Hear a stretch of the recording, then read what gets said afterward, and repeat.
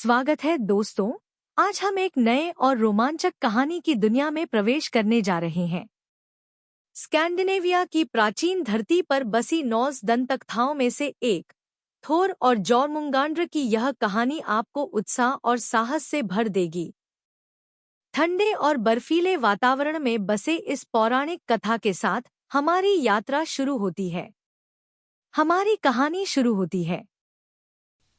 Thor और योरमुनगंदर भाग 1 story wave surfers Norse mythology series the adventures of Thor के अगले एल्बम में आपका स्वागत है। पिछले एल्बम में हमने थॉर और उसके हथौड़े माजोलनीर, देवी इदुन और अमरता के उसके सुनहरे सेब और गॉडफ्रे के बारे में सुना, जिन्हें एक दानव से प्यार हो गया। इस एल्बम में हम थॉर को उसके रोमांचक कारनामों में शामिल करते हैं, क्योंकि वह विशाल मिडगार्ड सर्प से लड़ता है और अपने हथौड़े माजोलनीर को फिर से हासिल करने के लिए चालबाजी का सहारा लेता है। वह भयंकर विशाल हुंगनर के खिलाफ भी लड़ता है, जो उसे आमने सामने की लड़ाई के लिए चुनौती देता है। तो हम किस बात का इंतजार कर रहे हैं? चलिए कहानी के इस रोमांचक यात्रा की सवारी करते हैं। निफ्लहेम कोहरे की भूमि थी, जहां पूरे वर्ष ठंडी हवाएं चलती थीं। मुस्पेलहेम गर्मी और आग की भूमि थी, जहां आग की लपटें तेज और गर्म होती थीं। इन दोनों के मध्य में मनुष्यों का देश मिडगार्ड था।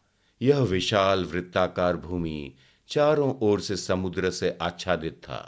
गर्मियों में जब सूरज तेज चमकता था तो समुद्र का पानी शांत होता था, लेकिन सर्दियों में वे बड़ी लहरों से किनारे पर दौड़ पड़ते थे और भयानक शोर करते थे। समुद्र के भीतर गहरे मिडगार्ड सर्प रहते थे, जिन्हें योरमुनगंदर कहा जाता था। कई साल पहले जब सांप इतना बड़ा हो गया था कि देवता भी इसे संभाल नहीं सकते थे, शक्तिशाली भगवान ओडिन ने उसे समुद्र में डाल दिया था। सर्प अब समुद्र की तलहटी पर लेटा हुआ था और वह इतना बड़ा हो गया था कि उसकी लंबाई ने पूरी दुनिया को घेर लिया था। सर्प ने अपनी पूंछ को अपने मुंह में रखा और हफ्तों तक बिना हिले डुले लेटा रहा, ताकि शांतिपूर्ण समुद्र को देखने वाले को कभी पता न चले कि ऐसा राक्षसी सांप उसकी गहराई में पड़ा है। लेकिन जब मिडगार्ड सर्प नींद से जागा तो उसका गुस्सा देखने लायक था। जैसे ही सर्प ने अपनी पूंछ को थपथपाया, झाग समुद्र पर हिंसक रूप से जाग उठा। लहरें पहाड़ों के आकार तक पहुंच गई, समुद्र से फुहार स्वर्ग तक पहुंच गया और समुद्र पर नौकायान करने वाले जहाज ऊपर और नीचे उछाले गए। और एक दिन ऐसा हुआ कि देवता एगिर नाम के समुद्र देवता के साथ थे और उस शराब को पी रहे थे जिसे उसने पिया था। जल्द ही शराब खत्म हो गई। एगिर ने चारों ओर देखा और थोर को देखते हुए कहा, थोर, क्या तुम मुझे एक और भरी हुई केतली दिलाओगे? थोर हमेशा किसी भी चुनौती के लिए तैयार रहते थे। जितना कठिन होगा उतना बेहतर होगा।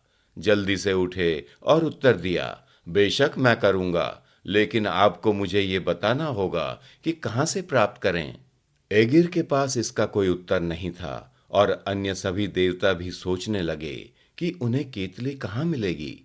ऐसा इसलिए था क्योंकि असगार्ड के देवताओं के लिए शराब बनाते समय एक बहुत बड़ी केतली की आवश्यकता थी और इतने कम समय में ये नहीं मिली।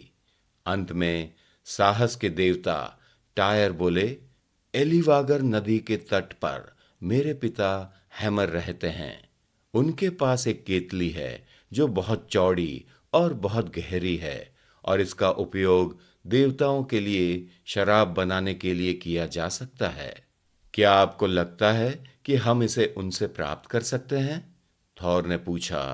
वह जो भी चुनौती लेते हैं उसमें सफल होना चाहते हैं।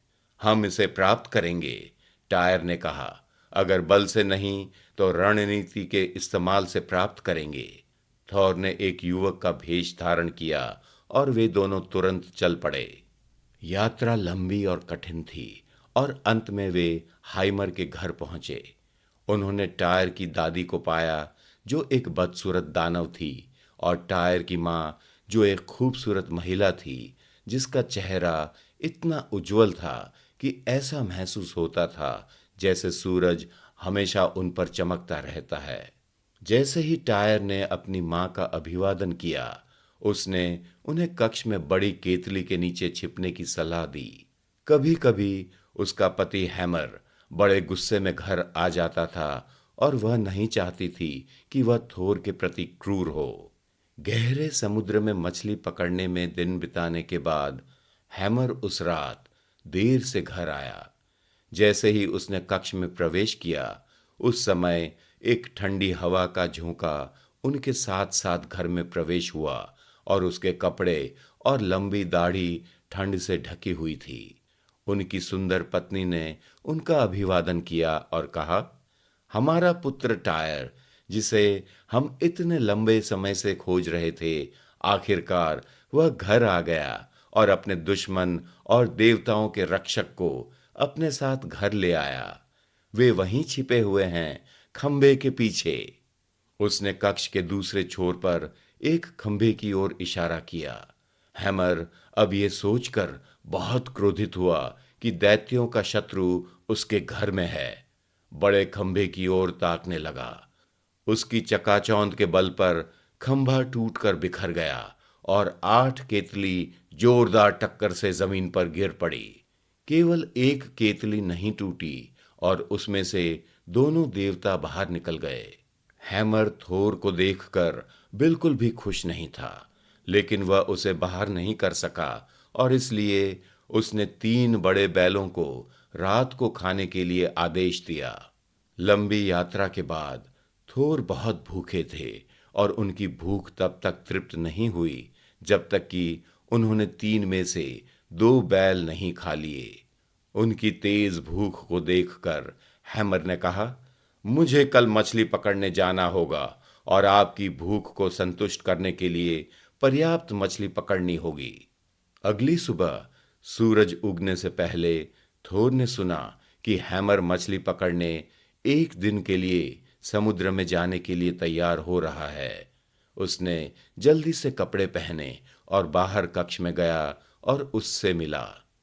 सुप्रभात हैमर, थोर ने कहा, मुझे अपने साथ मछली पकड़ने के लिए आने दो, क्योंकि मुझे मछली पकड़ने का बहुत शौक है।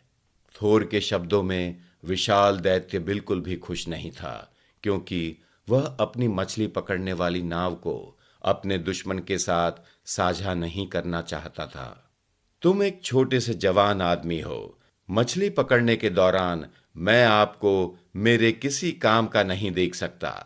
अगर मैं समुद्र में बहुत दूर जाता हूं, जैसा कि मैं आम तौर पर जाता हूं, और जब तक मैं रहता हूं, मुझे लगता है कि आपको ठंड लग जाएगी और आप मर जाएंगे। हैमर ने थॉर पर उपहास करते हुए कहा। थॉर इस अपमान से नाराज था और 1 मिनट के लिए अपने विशाल सिर को अपने ही हथौड़े से मारना चाहता था, लेकिन उसने अपने गुस्से पर काबू किया। थॉर ने हाइमर से कहा, मैं जमीन से उतने ही दूर जाऊंगा जितना तुम जाना चाहोगे, और जब तक चाहोगे तब तक रहूंगा, लेकिन हम अपने साथ क्या खाना लेकर जाएं?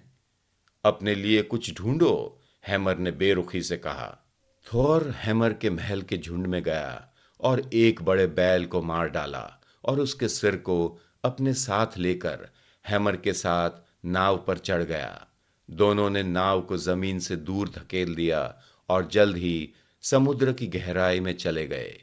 हैमर नाव के आगे बैठ गया और थोर पीछे बैठ गया। हैमर एक बहुत ही मजबूत खेने वाला था, लेकिन उसने कभी उस शक्ति को नहीं देखा था जिसके साथ थॉर ने दौड़ लगाई थी। थॉर के बल से पूरी नाव कांपने लगी। जल्दी ही वे उस स्थान पर पहुंच गए जहां हैमर आमतौर पर मछली पकड़ता था, और हैमर ने थॉर को रुकने के लिए बुलाया। ये हमें कहानी के अंत में लाता है। विशाल हैमर थॉर को रुकने के लिए कहते हैं, क्योंकि वे जल्द ही उस स्थान पर होंगे जहां मिडगार्ड सर्प छिपा हुआ है। क्या थॉर उसकी सलाह पर ध्यान देते हैं या आगे जाकर मिडगार्ड सर्प को परेशान करते हैं? इसका उत्तर कहानी के अगले भाग में जानें। इस कहानी से हमें सीखने को मिलता है कि दृढ़ संकल्प और साहस हमें बड़ी चुनौतियों का सामना करने में मदद कर सकता है। आप और अधिक रोमांचक कहानियों का आनंद लेने के लिए स्टोरी वेव्स ऐप को एप्पल या एंड्रॉयड ऐप स्टोर से डाउनलोड कर सकते हैं। एक स्टोरी वेव्स सब्सक्रिप्शन महीने में $1 से कम खर्च होता है, जो आपके परिवार के लिए उच्च गुणवत्ता वाली कहानियां लाने का सबसे सस्ता तरीका है। स्टोरी वेव्स ऐप पर सभी नए कहानियां उपलब्ध हैं और सबसे रोमांचक सामग्री केवल ऐप पर ही। कृपया YouTube चैनल को सब्सक्राइब करें और स्टोरी वेव्स को इंस्टाग्राम, टिकटॉक और स्पॉटिफाई पर फॉलो करें ताकि आने वाली सामग्री के बारे में अपडेट मिल सके। धन्यवाद आप सभी को इस कहानी को सुनने के लिए।